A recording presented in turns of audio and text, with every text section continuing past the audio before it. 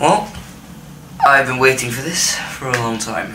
What is up, guys? Welcome back to another video. I know it's been ages, but here it is, a proper JTube upload. It's finally here and it's going to be on exams. I'm not the biggest expert when it comes to exams. I've only done one particular type of exams, that is GCSEs. Now, for some of you that don't know, GCSEs are what you do at the end of your secondary school education, which is the equivalent of high school, I believe, in the American curriculum. So yeah, just give you a bit of a background, a bit of an idea of what I'm talking about. So yeah, I had 19 exams, as in 19 papers to sit for, and 10 subjects which I'm getting a GCSE for, but I only sat 9 of them because GCSE drama doesn't have a paper. So basically, I'm going to be talking about a few things that happened to me and a few of my friends during this exam period. And hopefully some of you can relate, so let's get into it. So first things first, you get your exam timetable, which I got after my mocks in December. I know it's pretty early for mocks, but my school. Pretty much, you count up your exams and you put it on a calendar, I guess. That's what I did anyways. And what I did, I know a few of us did, is we started counting down the days. And you see a few people on Snapchat, ooh, 94 days until my first exam. I should really start revising. Well, instead of putting it on your story, why don't you actually start revising instead of complaining? That's not me. That's not me. That's not me either.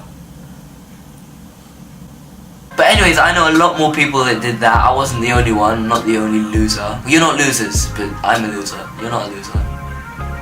Maybe you are, I don't know. But from then on, there are two types of people. The first type of people are the people that start revising straight away. They make a revision timetable, they know exactly what they're gonna do, at what time of each day, and they take study leave earlier than everyone else usually, so they can get all those valuable hours in, right? The second type of people are the people that procrastinate themselves to chronic depression. I'm not gonna lie, I was a bit of both. I started my revision pretty early and it started to die down in the middle, but then around a few months before my exam, I picked it back up again and I just went full on, I guess. Well, what I call full on. I don't know what that compares to everyone else, but I do think that I revised pretty well, like content wise, and the amount of time I actually put in the end. I'm pretty proud of myself. Bullshit! So then it arrives, the day of your first exam. You walk in and you see the usuals. People freaking out, people that are confident, and your mates. I mean, your mates might be these people, or they might just be your mates, just messing about, acting like there's no exam coming up. Which was my mates, pretty much. Then you walk into the exam hall, and obviously you are in examination conditions, which means you can't talk, make eye contact, you've got to have a transparent water bottle, transparent pencil case, transparent head, I don't know, everything is just... And the papers are handed out, and well, for me, my heart dropped. I was nervous, but people always told me to be positive, so I was positive. I knocked the nerve out, I was smiling, I was happy, wrote my name, la-di-da-di-da, and the invigilator comes up and reads every single word on the front of the examination paper like this. GCSE English, paper 1, language. Check your paper, everyone, check your paper. Language. You should have a black ballpoint pen.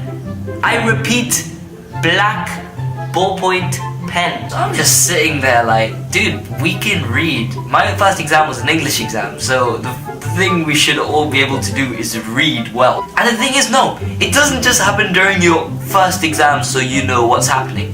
He does it before every single exam. He reads out every single word on the paper. And considering I did 19 exams, I had to hear that 19 times. Doesn't keep a man sane. Literally, his voice is engraved into my mind. I will remember his voice when I die. When I'm old and I can't remember anything, I will still remember his voice.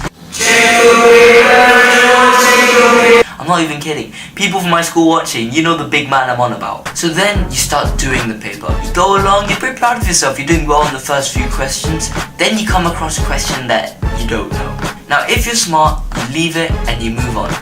Now people that do this even have to go back to the question and do it, obviously. And during my exam, I was always sitting next to one of my mates, and I was pretty much surrounded by smart people. So when I'm looking down at my paper, I can like sort of glance up so I can see everyone to the side by the corner of my eye, and people diagonally and forwards, obviously, because they're ahead of me. And this is how it went. And from the corner of my eye, there was always this smart guy, I don't know his name. He was literally, there was this math question I was stuck on, right? I looked up, he was writing like he had seen this question before, like he was trying to decipher it from his mind onto the paper, just copying it down word for word. I've never seen a hand move that fast before in my life. And then there was a girl in front of me who was using a calculator for the question. I didn't think you needed to use a calculator for the question. I mean, it was a calculator paper, but it was one of the questions that didn't need a calculator.